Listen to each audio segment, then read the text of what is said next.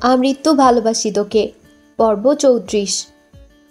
আবির রাশভারী কণ্ঠে আবার বলে উঠল, সবাই জানে খান বংশের বড় ছেলে আমি। চাচাতো ভাই বোনদের মধ্যে আমি বড় হলেও সত্যিকার অর্থে আসিফ ভাইয়া আমাদের মধ্যে সবার বড়, আর আমি দ্বিতীয়। পরিস্থিতি মোকাবেলা করতে বা আমি সফল হতে পারবো কি না জানি না, তবে আমি আমার জায়গা থেকে সর্বোচ্চ চেষ্টা করব ফুপ্পির সাথে আমাদের বাসার সম্পর্ক ঠিকঠাক করার। একটু থেমে আবির আবার বলল, জানিস মেঘ, এই দুজন মানুষের জন্য আমাদের বাড়ির প্রতিটা মানুষ ভেতর থেকে দুমড়ে মুচড়ে ভেঙে গেছে। তাদের রাগ আর অনাদেয় কর্মকাণ্ডের ফলাফল ভোগ করতে হয় বাকি সদস্যদের। ফুপ্পির মতো কাকামণি জীবনের সুখ শান্তিও কেড়ে নিয়েছে এই মানুষগুলো। কাকামণি ঠান্ডা মেজাজের মানুষ হওয়ায় আর শুধুমাত্র ভাই বলে এখনও সম্পর্ক ঠিক আছে, না হয় ফুপ্পির মতো অবস্থা কাকামণিরও হতো। কাকামণি সবার সামনে প্রাণোচ্ছল থাকে ঠিকই, কিন্তু ওনার ভেতরটাই সবচেয়ে বেশি বিধ্বস্ত। ফুপ্পি তো তবুও ভালোবাসার মানুষকে পেয়েছেন, কাকামণি তো তাও পেলেন না। মেঘের মস্তিষ্ক জুড়ে বিচরণ করছে লক্ষাধিক প্রশ্ন, কিন্তু সেসব প্রশ্নের উত্তরে শুধু বাবা চাচার নামই উঠে আসবে। কাকামণির জীবনের ইতিহাসও শোনার ইচ্ছে নেই, তাই এই বিষয়ে প্রশ্ন করল না। নিজের আব্বু আর বড় আব্বু এতটা পাষাণ, এটা ভাবতেই মেঘের কষ্ট হচ্ছে। মেঘ বিভোর হয়ে স্মৃতি মনে করায় ব্যস্ত। আবির ভাই ফেরার পর থেকে যা যা ঘটেছে সব মনে করার চেষ্টা করছে। হঠাৎ মাথায় আসলো, আবির ভাই যে বারবার বাবা চাচাদের মুখের উপর কথা বলেন, ওনারা যদি আবির ভাইকে... এতটুকু ভেবেই মেঘ থেমে গেল। চিন্তিত স্বরে বলল, আপনি আব্বু বা বড় আব্বুর মুখের উপর আর কথা বলবেন না প্লিজ। নিজের প্রতি প্রেয়সীর দুশ্চিন্তা দেখে আবির আনমনে হেসে উঠল। স্বাভাবিক কণ্ঠে বলল, আমি যদি কথা না বলি তাহলে ওনারা ওনাদের মর্জি মতো সব কিছু করবেন। ওনাদের সকল ইচ্ছে পূরণ করা আমার পক্ষে সম্ভব না। আমি কারো কাছে প্রিয় হয়ে থাকতে চাই না, তাই আমি করব যা আমার ইচ্ছে করবে। মেঘের শীতল চাউনি দেখে আবির ভারী কণ্ঠে বলে উঠল, তোকে আগেও বলেছি, এখনও আবার বলছি, কখনো কারো মন রাখার চেষ্টা করবি না। ঠিক সেই কাজটাই করবি যেটা তোর মন করতে চাইবে। বিষয় ছোট হোক আর বড় হোক, আগে নিজের মনকে প্রায়োরিটি দিবি। আর ফুপ্পির বিষয়টা ভুলেও কাউকে বলবি না। বাড়িতে কাউকে এই বিষয়ে কোনো প্রশ্ন করবি না। তোকে জানানোর দরকার ছিল তাই জানিয়েছি। আজকের পর থেকে বুঝে শুনে পাগলামি করবি, কারণ আমি চাই না তোর পাগলামিকে সিরিয়াসলি নিয়ে কেউ তোর মনে আঘাত করুক। কথা শেষ করে মেঘকে নিয়ে বাড়ি ফিরছে আবির। মেঘের মনে আজ কোনো অনুভূতি নেই। এই যে এতদিন জান্নাত আপুকে নিয়ে এত দুশ্চিন্তা করলো, সেই জান্নাত আপুর সম্পর্কে আজ ভাবি হয়ে গেছে। বাড়ির রহস্য না জানলে আজ মেঘ আবিরকে নিজের মনের কথা বলেই দিত, কিন্তু তার বাড়ির মানুষ যে ভালোবাসার জাতশত্রু, তারা তো কোনোদিন মানবে না। আবির ভাইয়ের প্রতি সে যে অসম্ভব দুর্বল, আবির ভাইকে এই জীবনে কি আদৌ পাবে? আবির বাইক চালাচ্ছে আর মনে মনে ভাবছে, আমার জীবনটা কেন এমন হলো? তোর প্রবল অভিমান আমায় দেশ ছাড়তে বাধ্য করেছিল। 6 বছর যাবৎ আমি নিজের উপলব্ধি জমিয়েছি, সেই সুদীর্ঘ অভিসন্ধি বাস্তবায়নের সুযোগটাও পেলাম না আমি। ভেবেছিলাম দেশে ফিরে তোর কাছে আমার চিত্তের অব্যক্ত প্রণয় প্রকাশ করব। এত বছরে তোকে ঘিরে কত লক্ষাধিক স্বপ্ন দেখেছি, সেই সব স্বপ্নের কথা জাহির করব। গত 6 বছর শুধু একটা পরিকল্পনাই করেছি, কিভাবে তোকে আমাতে আসক্ত করব। 3 মাসের মধ্যে তোকে আমার বউ করে নিব, এই দৃঢ় সংকল্পে নিজেকে প্রস্তুত করেছিলাম। কিন্তু একটা ঘটনা আমায় চূর্ণ বিচূর্ণ করে দিয়েছে। গত 1 বছর যাবৎ আমি নিজের সঙ্গে লড়াই করছি। তোকে উপেক্ষা করার বিন্দুমাত্র শক্তি যে আমার ছিল না। দেশে ফিরে প্রথমবার তোর লালিত মুখমণ্ডল আর মায়াবী আঁখি দেখে এক মুহূর্তের জন্য নিজেকে উন্মাদ মনে হয়েছিল। ইচ্ছে হয়েছিল খান বাড়ির সব নিয়মনীতি বিনাশ করে হলেও তোকে আমার করে নেই, কিন্তু আমি পারিনি। আজও আমি তোকে ভালোবাসি বলতে পারছি না। তুই পরিবার ছাড়তে পারবি না, আর আমি তোকে। নিজেকে প্রতিষ্ঠিত করা ছাড়া আমি আর কোনো পথ খুঁজে পাচ্ছি না। তোকে পাওয়ার জন্য যতটুকু যোগ্যতা অর্জন করা দরকার, আমি ঠিক ততটুকু যোগ্য হব। তারপরও আমার তোকেই লাগবে। আমার তোকে পাওয়ার ইচ্ছে যতটা প্রবল, তোর মনেও আমাকে পাওয়ার সেই শানিত ইচ্ছে জাগতে হবে। পরিস্থিতি যতই কঠিন হোক, তোর আমার প্রতি প্রগাঢ় আস্থা থাকতে হবে। তুই আমার হলে আমি পুরো দুনিয়ার সঙ্গে লড়তে পারবো। কিন্তু তোকে না পেলে আমার প্রণয়ের পরিণতি হবে মৃত্যু। বাসার সেই মোড়ে মেঘকে নামিয়ে আবির ঠান্ডা কণ্ঠে বলল, যা বলেছি তা মাথায় রাখিস। সামনে তানভীর আছে, ওর সঙ্গে বাসায় যাবি। বাসায় কেউ কিছু জিজ্ঞেস করলে তোর কিছু বলার প্রয়োজন নেই, যা বলার তানভীর বলবে। জান্নাতের বিয়ের কথা কাউকে বলিস না, আর অতিরিক্ত দুশ্চিন্তা করে নিজের শরীর খারাপ করিস না। ফুপ্পির সাথে সম্পর্কটা আমি ঠিকঠাক করার চেষ্টা করব, তুই সাবধানে থাকিস। তানভীর বাসার কাছে এসেই মেঘের জন্য অপেক্ষা করছিল। মেঘকে নিয়ে বাসায় ঢুকেছে। ড্রয়িং রুমে দুই ভাই বসে আছেন। মেঘ আর তানভীরকে দেখেই মোজাম্মেল খান প্রশ্ন করলেন, কোথায় গিয়েছিলে? মেঘ তানভীরের মুখের দিকে তাকাতেই তানভীর বলল, তুই রুমে যা। ভাইয়ের কথা মতো মেঘ রুমে চলে গেছে। ওরা দু ভাই মেঘকে এমনভাবে আগলে রাখে যেন বাড়ির কেউ কিছু বলতে না পারে। বড়রা কিছু বললে কষ্ট বেশি পাবে, কিন্তু তানভীর যেহেতু ছোট থেকেই শাসন করে, তাই ভাইয়ের শাসন মেঘের এখনও সয়ে গেছে।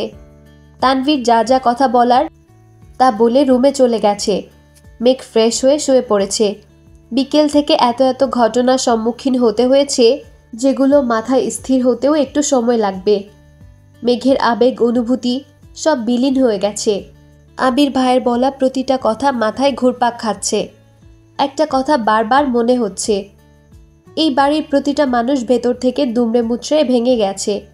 ফুপ্পির বিষয় জানার পর মেঘের হৃদয়টা ভেঙে চূর্ণ বিচূর্ণ হয়ে গেছে। 4 মাসের প্রেমানুভূতি প্রকাশ করার আগেই সব শেষ হয়ে গেল। আবির ভাইয়ের প্রতি যে আকাশসম প্রণয় লীলা, সব ফিকে হয়ে গেছে। ফুপ্পি আর কাকামণির মনে কতই না কষ্ট। এসব ভেবে কখন যে ঘুমিয়ে পড়েছে নিজেও জানে না। আবিরের জন্য অপেক্ষা করার শক্তিটুকু আজ ছিল না। আবির মেঘকে নামিয়ে দিয়ে আবার বিয়ের প্রোগ্রামে গেছে। রাকিবের বেস্ট ফ্রেন্ড হিসেবে এ সময় আবিরের রাকিবের পাশে থাকা খুব বেশি প্রয়োজন। রাকিবের একমাত্র বোন জান্নাত। রাকিবের আরও একটা ছোট ভাইও আছে, তবে বোনের প্রতি ভাইদের ভালোবাসা একটু বেশি তীব্র হয়। সপ্তাহখানেক হয়ে গেছে, কিন্তু মেঘের মাথা থেকে ফুপ্পির ঘটনা কোনোভাবেই যাচ্ছে না। যতবার আব্বুকে আর বড় আব্বুকে দেখে ততবারই মনে হয় ওনারা হিটলারের থেকেও নিকৃষ্ট। এতদিন আবির ভাইকে হিটলার বলায় নিজেই অনুতপ্ত হচ্ছে। এখন আর মেঘ আগের মতো আবিরকে জ্বালায় না, আবিরের রুমে যায় না, অনুভূতি প্রকাশের চেষ্টাও করে না। আব্বু আর বড় আব্বুকে দেখলে যতটা রাগ হয়, আবির ভাইকে দেখলে ঠিক ততটাই কষ্ট হয়। আজ তানভীর প্রোগ্রামে ব্যস্ত। হঠাৎ ফোনে কল বাজতেছে। ফোন বের করে অবাক চোখে তাকায়। বন্যা কল দিচ্ছে। প্রোগ্রাম থেকে বের হয়ে একপাশে গিয়ে ফোন রিসিভ করলো। বন্যা, আসসালামু আলাইকুম। তানভীর, ওয়ালাইকুম আসসালাম। বন্যা, ভাইয়া আপনি কি বাসায়? তানভীর, ভাইয়া ডাকতে কতবার না করেছি তোমায়। বন্যা, সরি, আর ভাইয়া বলবো না। মেঘের কি কিছু হয়েছে? আমি কল দিলে রিসিভ করে না, হঠাৎ রিসিভ করলেও ঠিকমতো কথা বলে না। তানভীর, বনু একটু মানসিক চাপে আছে, কিছুদিনের মধ্যে ঠিক হয়ে যাবে। বন্যা, কি হয়েছে? বন্যা মনে মনে ভাবছে, আল্লাহ জানে আবির ভাইকে নিয়ে কোনো ঝামেলাই হলো কি না। তানভীর, তেমন কিছু না। তোমার কি খুব দরকার? কিছু বলার থাকলে আমায় বলতে পারো, আমি বনুকে জানিয়ে দিব নে। বন্যা আমতা আমতা করে বলল, ওইরকম কিছু না, কথা হইতেছে না তাই চিন্তা হচ্ছিল, এজন্য আপনাকে কল দিলাম। তানভীর ঠান্ডা কণ্ঠে শুধালো, আর কোনো কারণ নেই? বন্যা আস্তে করে বলল, না মানে আছে। তানভীর ধীর কণ্ঠে বলল। বন্যা ঢোক গিলে ভয়ে ভয়ে প্রশ্ন করল, আজকে কি আপনার একটু সময় হবে? তানভীর ভ্রু কুঁচকে প্রশ্ন করল, কেন? বন্যা একটু থেমে বলল, আপনার সাথে কি দেখা করা যাবে? আপনি মেঘকে নিয়ে আসলে ভালো হতো, যদি আপনার সময় হয় আর কি। তানভীর জানালো, বনুর মনের অবস্থা খুব একটা ভালো না, তারপরও আমি জিজ্ঞেস করব নে। বনু না আসলে আমি কি আসতে পারবো, নাকি দেখা করতে হলে বনুকে নিয়ে আসতেই হবে? বন্যা কিছু বলছে না দেখে তানভীর আবার বলল, আমি বিকেলে কল দিব তোমায়, রাখছি এখন। তানভীর ফোন রেখে আবিরকে কল দিল। আবিরের কড়া নিষেধ, মেঘকে এখন কোথাও নেওয়া যাবে না। মেঘের মন মেঘকেই ঠিক করতে হবে। সব বিষয় আবির বা তানভীর মেঘকে সাহায্য করতে পারবে না। তানভীর কি করবে বুঝতে পারছে না। মেঘকে জিজ্ঞেস না করলে বা মেঘের মতামত না নিলে পরবর্তীতে বন্যা বিষয়টা জানলে তানভীরকে ভুল বুঝবে। আবার মেঘ যদি ঘুরতে যেতে রাজি হয়ে যায় তাহলে আবির তো তানভীরকে মেরেই ফেলবে। তো টানা কাটিয়ে শেষমেশ মেঘকে কল করলো তানভীর। মেঘ তখন উপন্যাস পড়ায় ব্যস্ত। বাসায় শুয়ে বসে থেকে আর ভালো লাগছিল না। ফোন চাপতে গেলে আবির ভাইয়ের আইডি সামনে আসে। আবির ভাইকে দেখলেই বুকের ভেতরটা কেঁপে ওঠে। পড়াশোনার চাপ নেই, বাড়ির কারোর সাথে কথা বলতে ভালো লাগে না, চুপচাপ শুয়ে বসে থাকে আর বারবার শুধু ফুপ্পির কথা মনে পড়ে। এসব কিছু কাটাতে আবির ভাইয়ের দেওয়া উপন্যাস বইগুলো পড়া শুরু করেছে। বেশিরভাগ সময়ই উপন্যাস পড়ে। উপন্যাস পড়ার আরেকটা অন্যতম কারণ হলো নিজেকে সবার থেকে আড়াল করে রাখা। তানভীর 2-3 বার জিজ্ঞেস করেছে ঘুরতে যাবে কিনা, কিন্তু মেঘের ঘুরতে যাওয়ার কোনো ইচ্ছে নেই। বোন রাজি না হওয়াতে তানভীরের জন্য ভালোই হয়েছে, আবিরের কাছে বকা খেতে হয়নি। কিন্তু বন্যা দেখা করবে কিনা কে জানে। বিকেলের দিকে প্রোগ্রাম শেষ করে তানভীর বন্যাদের বাসার গলি পর্যন্ত গিয়ে বন্যাকে কল দিল। বন্যা কিছুক্ষণের মধ্যে রেডি হয়ে একটা শপিং ব্যাগ হাতে নিয়ে আসলো। তানভীরের সাথে একা ঘুরতে যাওয়ার ইচ্ছে ছিল না বলেই মেঘকে আনতে বলেছিল, কিন্তু মেঘ এলো না, অথচ তানভীর এসে দাঁড়িয়ে আছে। তাই বাধ্য হয়ে বন্যা বেরিয়েছে। ঘণ্টাখানেক তানভীরের সাথে বাইকে ঘুরেছে, কিন্তু একবারের জন্যও তানভীরকে স্পর্শ করেনি। সন্ধ্যার দিকে রেস্টুরেন্টে বসে আছে বন্যা আর তানভীর। বন্যা আশেপাশে একবার তাকিয়ে পরিস্থিতি বোঝার চেষ্টা করলো। তারপর হাতের শপিং ব্যাগটা তানভীরের দিকে এগিয়ে দিয়ে বলল, এগুলো আপনার জন্য। তানভীর বিস্ময় সমেত তাকিয়ে বলল, আমার জন্য? বন্যা উপর নিচ মাথা নাড়ালো। কিন্তু কেন? আপনি 2বার আমায় ট্রিট দিয়েছেন, গিফটও দিয়েছেন, আমারও তো উচিত চান্স না পাওয়ার খুশিতে আপনাকে কিছু দেওয়া। তানভীর শপিং ব্যাগটা নিজের কাছে এগিয়ে নিল। র্যাপিংয়ে মোড়ানো একটা বক্স খুলতেই চোখ পড়ল একটা কালো চেইনের ঘড়ি, অনেক সুন্দর ডিজাইনের, মোটামুটি দামিও। তানভীর ঘুরিয়ে ফিরিয়ে ঘড়িটা দেখে বলল, ঘড়িটা অনেক সুন্দর, কিন্তু আমি তো ঘড়ি পরি না। বন্যা আস্তে করে বলল, ছেলেদের হাতে ঘড়ি থাকলে ভালো লাগে, তাই নিয়েছি। আপনি ঘড়ি পরেন কিনা তা তো আর আমি জানতাম না। ব্যাপার না, পছন্দ করে এনেছো তার জন্য ধন্যবাদ। এই বলে তানভীর ঘড়িটা হাতে দিল। শপিং ব্যাগে আরেকটা সুন্দর ওয়ালেট আর ঘড়ির বক্স শপিং ব্যাগে রেখে খাওয়া দাওয়া করে বন্যাকে বাসার কাছে পৌঁছে দিয়ে তানভীর বাসায় আসছে। আবির ড্রয়িং রুমে বসে কফি খাইতেছিল। তানভীরের হাতে ঘড়ি দেখে কপাল কুঁচকে ঠাট্টা স্বরে বলল, কারো জন্য কেউ একজন ইচ্ছের বিরুদ্ধে কত কাজই না করছে।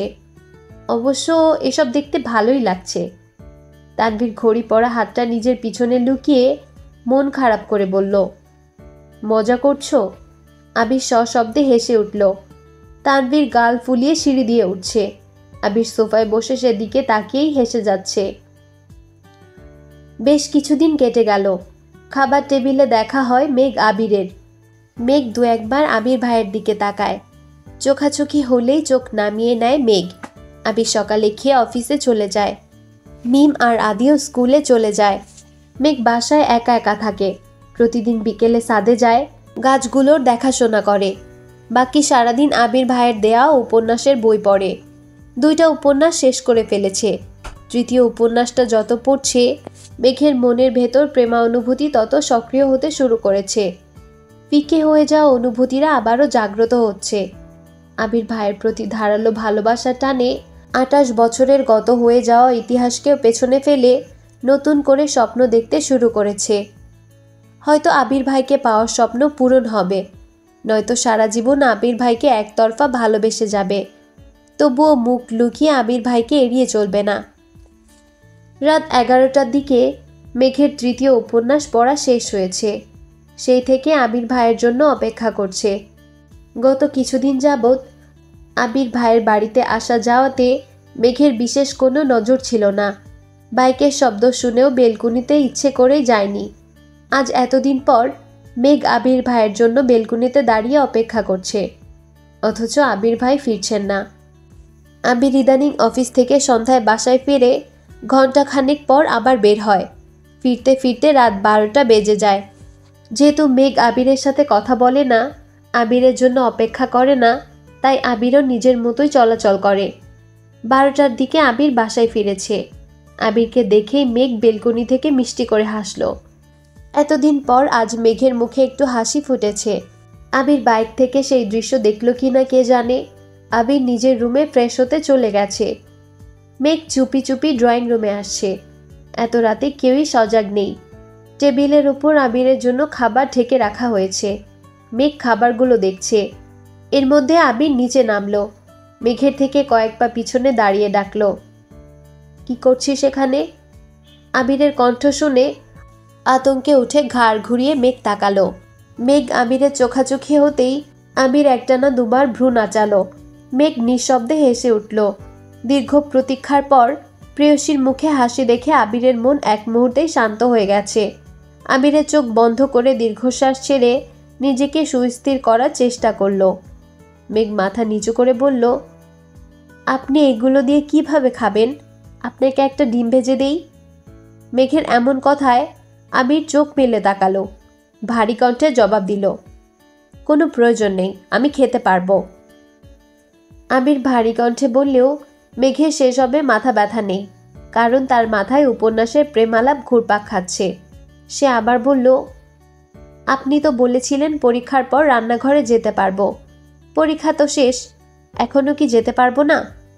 আবির স্বাভাবিক কণ্ঠে প্রশ্ন করল, তোর কি ডিম ভাজা খেতে ইচ্ছে করছে? আমি করে নিয়ে আসবো? মেঘ ডানে বামে মাথা নেড়ে বলল, আমি ভাজবো। আবির গম্ভীর কণ্ঠে শুধালো, তুই ডিম ভাজতে পারিস? মেঘ দাঁত কেলিয়ে হেসে বলল, আম্মুরা ডিম ভাজার সময় আমি দেখেছি। আবির পুনরায় বলল, তোর ভাজতে হবে না, তুই বস, আমি ডিম ভেজে নিয়ে আসছি। মেঘ শক্ত কণ্ঠে বলল, না, আমি ভাজবো, আমি আনবো। আবির ধমক দিতে গিয়েও থেমে গেল। মেয়েটা এতদিন পর আবিরের সঙ্গে কথা বলতে আসছে। ধমক দিলে মনে কষ্ট পাবে, তাই ধমক দিতেও পারছে না, আবার ডিম ভাজতে পাঠাতেও সাহস পাচ্ছে না। আবির দুপা এগিয়ে থমকে দাঁড়ালো। সেখান থেকে ঘুরে এসে চেয়ার টেনে বসলো। পকেট থেকে ফোন বের করে কিছু একটা চেক করছিল। একবার রান্নাঘরে তাকাচ্ছে, একবার ফোনে। দুবার ডেকে বলেছে, তুই কি পারবি নাকি আমি আসবো? মেঘ দুবারই উচ্চস্বরে বলেছে, পারবো। কিন্তু আবিরের কলিজা কাঁপছে। প্রথমবার মেঘ রান্না করতে গেছে, পেঁয়াজ কাটতে গিয়ে যদি হাত কেটে ফেলে। কয়েকবার রান্নাঘরে দেখে যেই না ফোনের দিকে মনোযোগ দিয়েছে, কয়েক সেকেন্ডের মধ্যে মেঘ চিৎকার দিয়ে উঠেছে।